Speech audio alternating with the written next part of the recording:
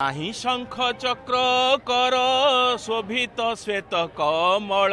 कर्णांचल रे धवल सरोज बेनी पद्म मुकुटर शेर शिर धवल गिरी आकार कमले कमला बर किरूप घेनी विजय श्रे नील शैल अव्यक्त नीला प्रकाश एकली काल महाप्रभुंकर पद्म वेश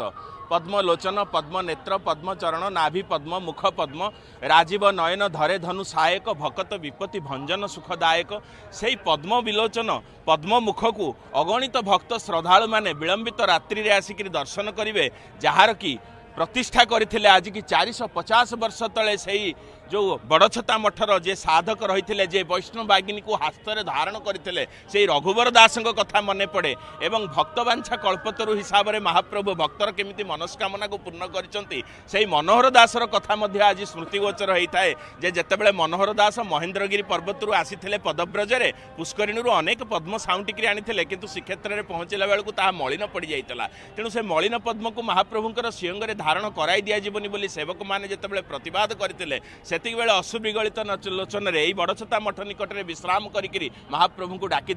एवं रत्न सिंहासन थरी उठीला महाप्रभु तत्कालीन गजपति को निर्देश देते जे मनोहर दास आनी पद्म गुड़िक मत पद्म विभूषित करा जाऊ एवं पद्म केसरी चाउल खीरी प्रस्तुत करी क्षुधार्थ भक्त को मोर खाइबा को दि जाऊ तेणु से स्मृति आज बहन करुँच महाप्रभु।